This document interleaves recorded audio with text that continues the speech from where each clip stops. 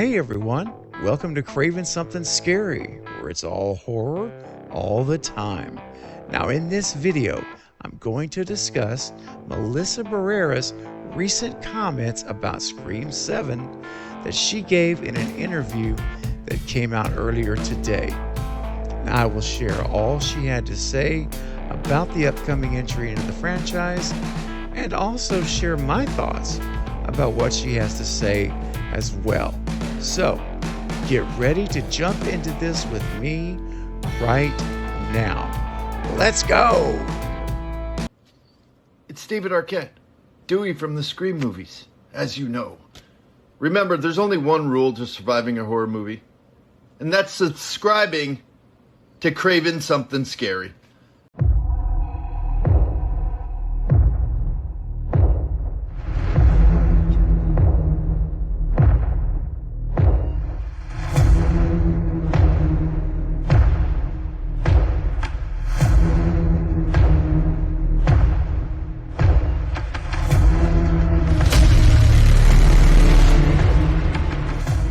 So The Hollywood Reporter has published an article today reflecting on Melissa Barrera's new interview with the UK's Independent.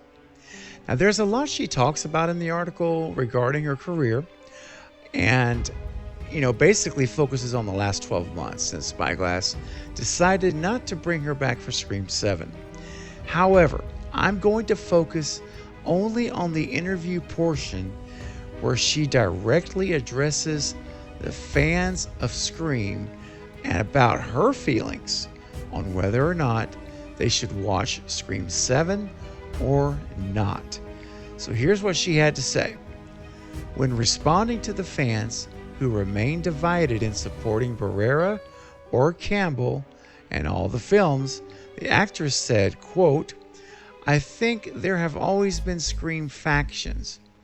There are always going to be people that love you and people that hate you, and people that are open to a story continuing, and people that think continuing is ruining it. If they want to go watch the next one, cool. If they don't, also cool." Now she goes on to say, "You just got to act according to how you preach," she continued. "And that depends on what you value. What your morals are, and whether you can separate that from art or not. There are people who can't listen to R. Kelly anymore, or Michael Jackson, or can't watch Woody Allen films anymore. And then there are people who don't care." End quote. So, what are we seeing here from Melissa? Well, when you see her say the comment, if you want to go watch the next one, cool.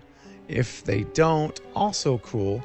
Seems like a pretty neutral decision, like position, I should say.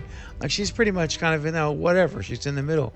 If you want to go, great. If not, great also. And then we get to this last portion here.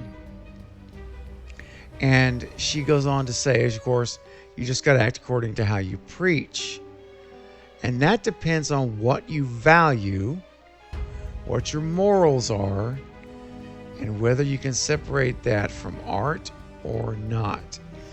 Now, what I found interesting about this is, number one, it is going from I feel, and again, I'm not a mind reader. I haven't sat down and talked to Melissa, but this is just me giving you my thoughts, okay? And when I saw her say, cool, if they don't, also cool, I'm like, okay, great, Melissa, good for you. You're taking that neutral, high ground position.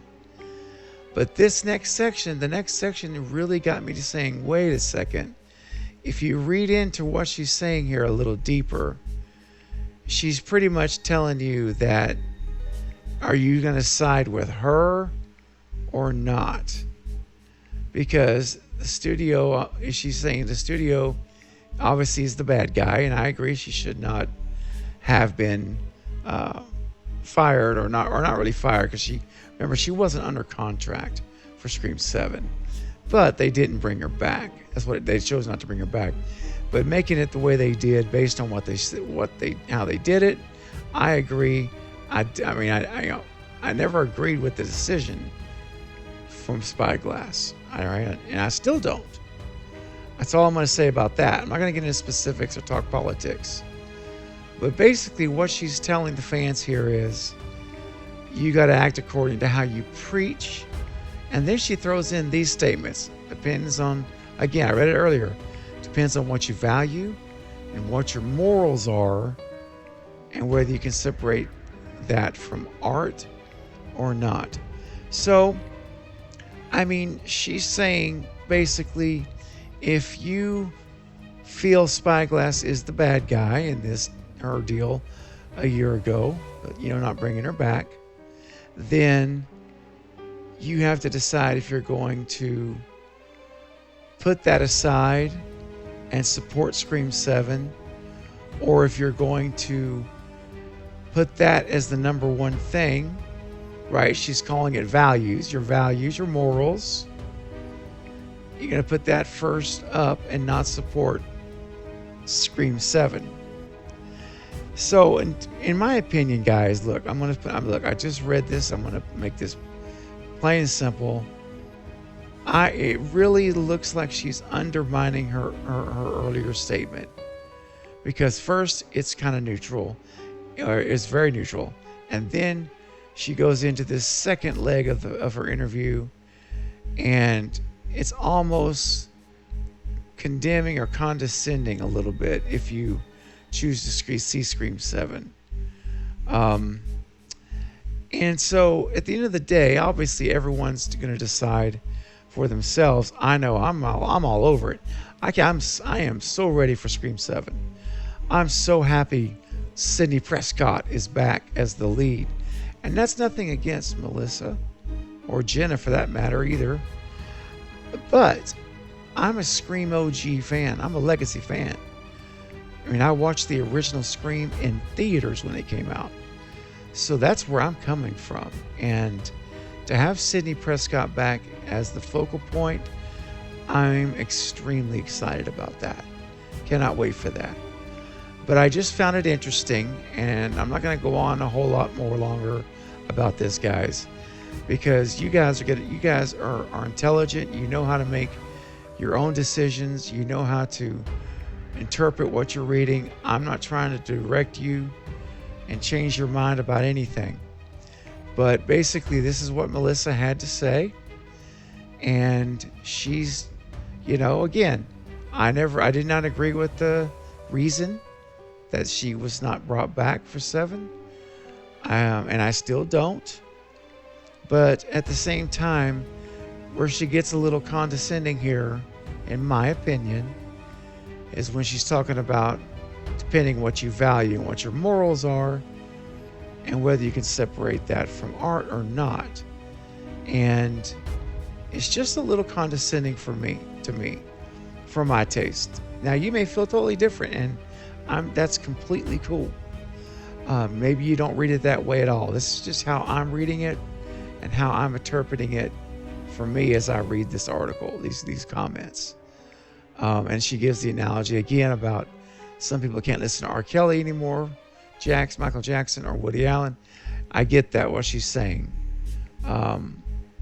where you can separate the two. But she does lay it on a little bit there, a little bit of guilt almost on you with your values, your morals. And I just don't like that personally. I think if she would have just stopped at saying, if you want to watch the next one, cool. If you don't, also cool. That's it. That's all she needed to say. And then these extra little bit, to me, undermines that a little bit. And now it's bringing guilt a little bit, bringing some baggage, and trying to put that on the fans that want to see Scream 7, that support the decision. Not necessarily the decision about Melissa, but the decision to watch Scream 7 without Melissa. And so there it is, guys. Those are her statements.